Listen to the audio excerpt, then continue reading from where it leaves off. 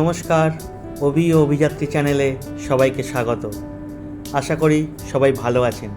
আগের এপিসোডে আপনারা দেখেছেন আমাদের পেলিং থেকে দার্জিলিং আসার গল্প, রাস্তার ল্যান্ডস্লাইড কিংবা দার্জিলিংয়ের রোপওয়ে থেকে চা বাগানের সৌন্দর্য কিংবা ম্যালের সেই কোলাহল।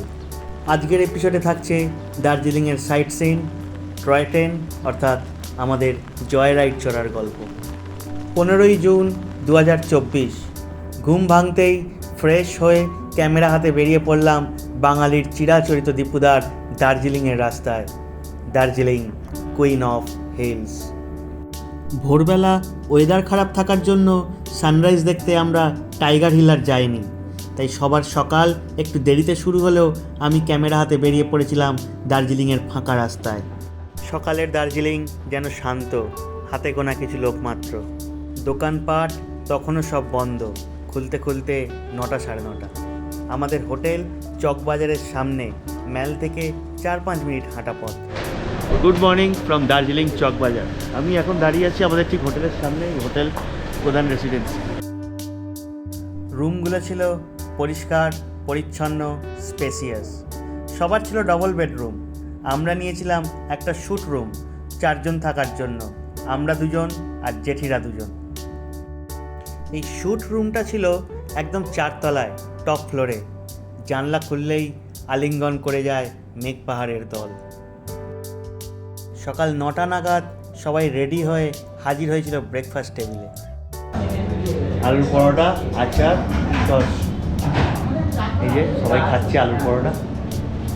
ব্রেকফাস্ট সেরে আমরা গাড়িতে চড়ে যখন রওনা দিলাম, ঘড়িতে বাজে তখন সকাল প্রায় 10টা। প্রথম স্পট জাপানিজ প্যাগোডা। দার্জিলিংয়ের জ্যাম রাস্তায়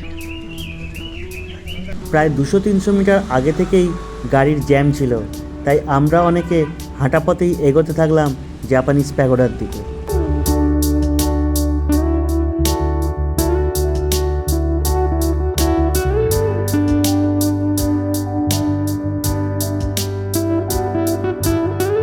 নিপোজান মিয়োহজি বুদ্ধিস্ট টেম্পল। এটি অবস্থিত জলা পাহাড়ের কাছে। এক জাপানি বৌদ্ধ সন্ন্যাসী নিচিদাৎসু ফুজির গাইডেন্সে তৈরি হয় এই পিস প্যাগোডা। এটি উদ্বোধন হয় 1992 সালের 1 নভেম্বর। বুদ্ধের 4 অবতারের প্রতিবিম্ব এই প্যাগোডায় স্থাপিত আছে। এই প্যাগোডার উচ্চতা প্রায় 94 ফুট। ঘন মেঘের মধ্যে প্রায় কিছুই দেখা যাচ্ছিল না, তবুও যেটুকু দেখা গেল তা ক্যামেরা বন্দি করে এগিয়ে চললাম পরের গন্তব্যের দিকে। জাপানিজ টেম্পল আমাদের কমপ্লিট। এবারে আমরা যাবো হচ্ছে রক গার্ডেনের দিকে। আজকে আমাদের যে নিয়ে যাচ্ছে বিকাশ দাজুর সাথে অনেকদিন ধরেই কথাবার্তা হয়েছে। বৃষ্টিতে যেন দার্জিলিং আরও সবুজ হয়ে উঠেছে। দুধারে চা বাগান যেন উদার করে দিচ্ছে তার প্রাণবন্ত সবুজ। অরেঞ্জ ভ্যালি টি গার্ডেনের মধ্যে দিয়েই রাস্তা চলে গেছে রক গার্ডেনের দিকে। রাস্তা খুবই চড়াই। দার্জিলিংয়ের মেন শহর থেকে প্রায় 10 কিলোমিটার দূরে অবস্থিত এই রক গার্ডেন বা বারবোতে রক গার্ডেন। বর্ষায় রক গার্ডেনের সৌন্দর্য চোখে লেগে থাকার মতো। পাথর কাটা রাস্তা দিয়ে ধাপে ধাপে উঠে যাওয়া যায় রক গার্ডেনের একদম উঁচুতে, আর ওপর থেকে দেখলে তার যে ভিউ দারুণ লাগে। কিন্তু দুর্ভাগ্যবশত মেঘে ঢেকে থাকার জন্য আমাদের ওপর থেকে ভিউটা খুব একটা ভালো দেখা যায়নি।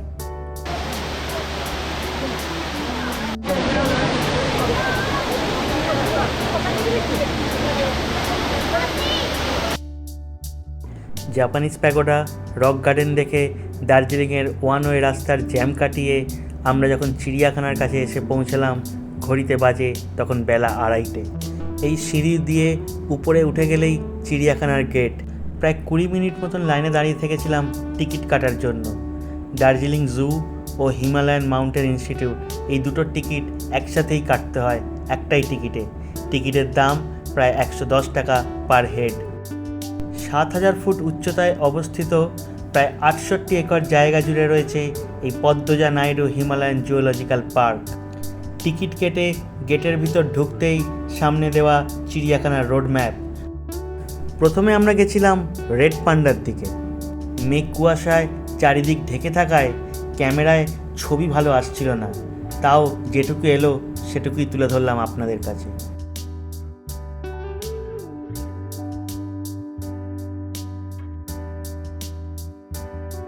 চিড়িয়াখানায় আমাদের মন খুশি করে দিয়েছিল রয়্যাল বেঙ্গল টাইগার। বাঘমামা যেন র্যাম্প ওয়াকেই ব্যস্ত, তাই সেলফি একটা নিতেই হতো।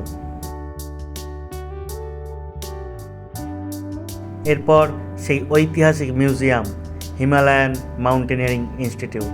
পর্বতারোহীদের কাছে এ যেন এক ড্রিমল্যান্ড। কি নেই সেখানে!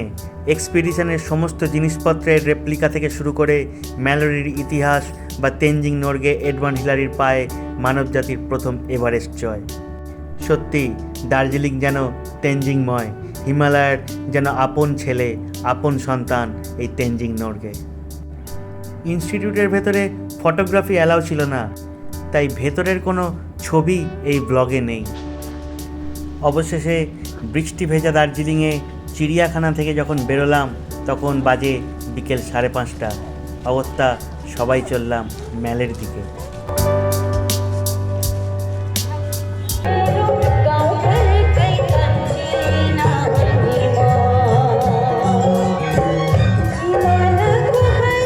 পাহাড় থাকবে, বৃষ্টি থাকবে, আর রাস্তার ধারে মোমো হবে না, তা কি হয়?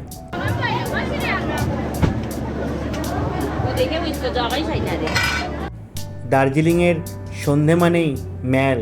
যুগ যুগ ধরে বাঙালি যেন ওতপ্রোতভাবে জড়িত দার্জিলিংয়ের এই ম্যালের সাথে।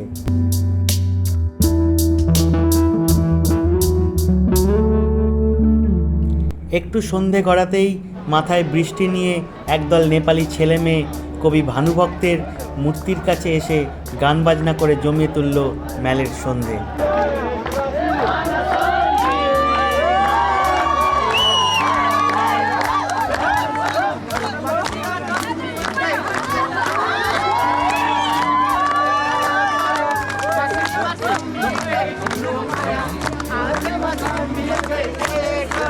ম্যালের জমজমাটি, দার্জিলিংয়ের রঙিন নিয়ন ঝাপসা আলোর ঘোর কাটিয়ে সবাই যখন হোটেলে ঢুকলাম তখন রাত 9টা।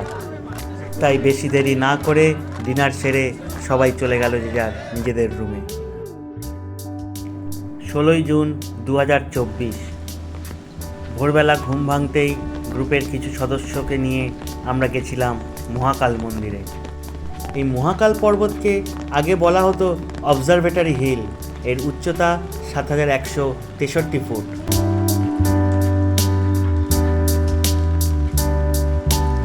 ম্যালের পাশ দিয়ে সোজা এসে চড়াই রাস্তা বেয়ে মহাকাল মন্দিরে যখন পৌঁছালাম তখন ঘড়িতে বাজে সকাল 7টা। দার্জিলিংয়ের প্রাচীন নাম দর্জে লামা। মহাকাল পর্বতের বৌদ্ধ গুম্ফায় দর্জে নামক একজন লামা বা সন্ন্যাসী থাকতেন, তার থেকেই নাকি এই দার্জিলিংয়ের নামকরণ। আবার কেউ কেউ বলেন দুর্জয় লিঙ্গ, অর্থাৎ শিবের নাম থেকেই দার্জিলিংয়ের নামকরণ।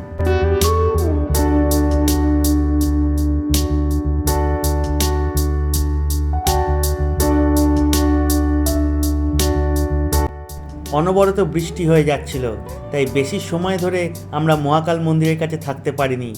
পুজো দিয়ে তাড়াতাড়ি নেমে চলে এসেছিলাম হোটেলে।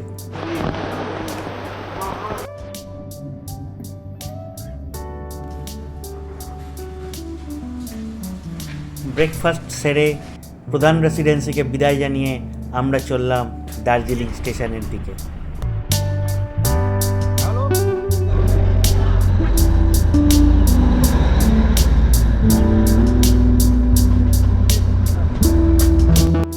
দার্জিলিং স্টেশনের উল্টো দিকেই ইঞ্জিন কার সেট।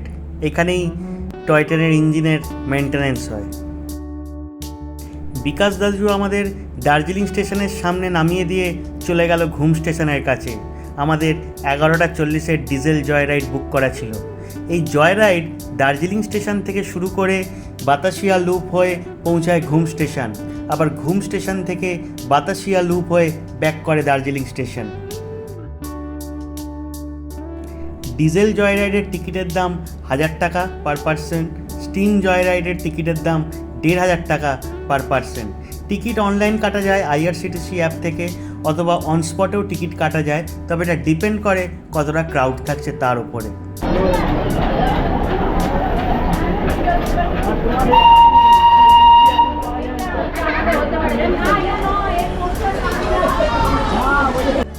আমরা দার্জিলিং স্টেশন থেকে শুরু করে ঘুম স্টেশনে নেমে যাব। সেখানে বিকাশ দাজু গাড়ি নিয়ে অপেক্ষা করবেন আমাদের জন্য। ঘুম স্টেশন থেকে আমরা চলে যাব রাঙ্গারুন।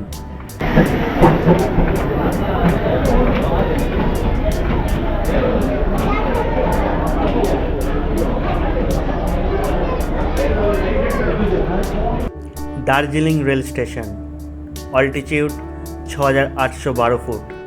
ওপেন হয় 1881 সালে। 1999 সালের 5 ডিসেম্বর ইউনেস্কো এই দার্জিলিং হিমালয়ান রেলওয়েকে ওয়ার্ল্ড হেরিটেজ সাইট হিসেবে ডিক্লেয়ার করে। মেঘে ঢাকা দার্জিলিং, চারিদিক ধূসর সাদা। আমাদের ট্রেন রিস্কিডিউল হয়েছিল 11:40 পরিবর্তে ছেড়েছিল 12:20। নানা রকমের দোকান, স্পেশালি চায়ের দোকানগুলো দার্জিলিং স্টেশনের মধ্যে যেন সবসময় নজর কাটছে। মা কাকিমারা সময় নষ্ট না করে দার্জিলিং স্টেশনেই তাদের কেনাকাটা শুরু করে দিয়েছিল।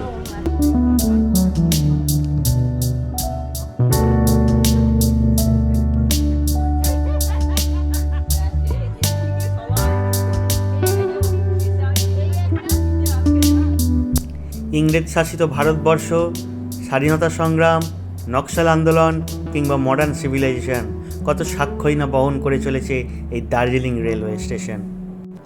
স্টিম ইঞ্জিনের সেই চিরাচরিত ডাক যেন আপামর বাঙালির আবেগকে স্পর্শ করে।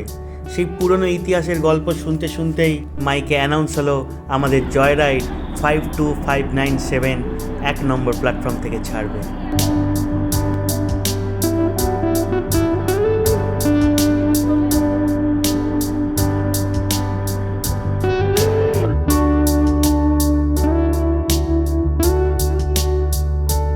গাড়ি আসতেই একে একে সবাই উঠতে শুরু করলো ট্রেনে।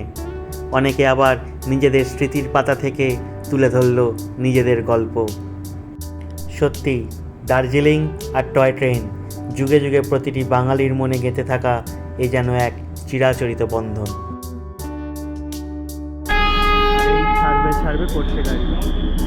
তারপর হর্ন দিয়ে গাড়ি এগোতে শুরু করলো মেঘের মধ্যে দিয়ে।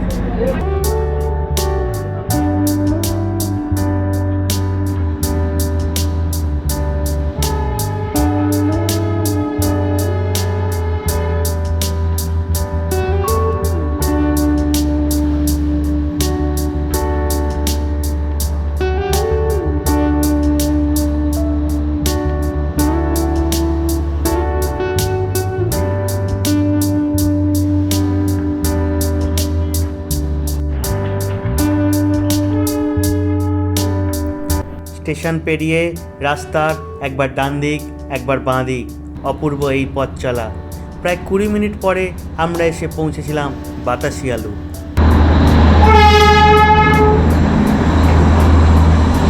দার্জিলিং থেকে প্রায় 5 কিলোমিটার দূরে অবস্থিত এই বাতাসিয়া লুপ চালু হয়েছিল 1919 সালে। ইন্ডিয়ান আর্মির গোর্খা রেজিমেন্টের একটি স্মৃতিসৌধ রয়েছে এখানে। প্রত্যেকটি জয়রাইড বাতাসিয়া লুপে হল্ট দেয় প্রায় 10 মিনিট মতো। বৃষ্টির মধ্যে বাতাসিয়া লুপের কিছু মুহূর্ত ক্যামেরাবন্দি করে উঠে পড়লাম আমাদের টয় ট্রেনে। টয় ট্রেন এগোতে থাকলো ঘুম স্টেশনের দিকে।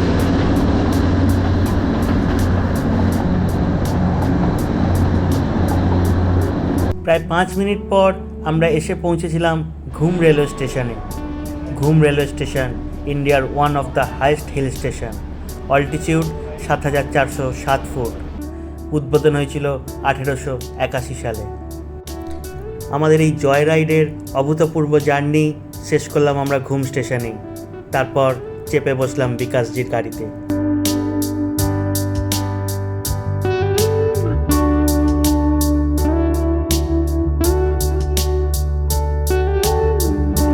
ঘুম স্টেশন থেকে আমরা গেলাম ওল্ড ঘুম মনেস্ট্রি। 1875 সালে নির্মিত হয়েছিল এই মনেস্ট্রি। এই মনেস্ট্রিতে রয়েছে 15 ফুট উচ্চতার মৈত্রেয়ী বুদ্ধের স্ট্যাচু। কিছুটা সময় কাটিয়ে চলে এলাম গাড়ির কাছে। ঘুম মনেস্ট্রি, জয়রাইড, বর্ষাস্নাত দার্জিলিং সবাইকে একে একে বিদায় জানিয়ে আমরা চললাম রাঙ্গারুনের পথে। পরের পর্বে থাকবে রাঙ্গারুনের গল্প। ভিডিওটি ভালো লাগলে লাইক করুন, কমেন্ট করুন, চ্যানেলটিকে সাবস্ক্রাইব করুন। ভালো থাকুন, সুস্থ থাকুন। ধন্যবাদ।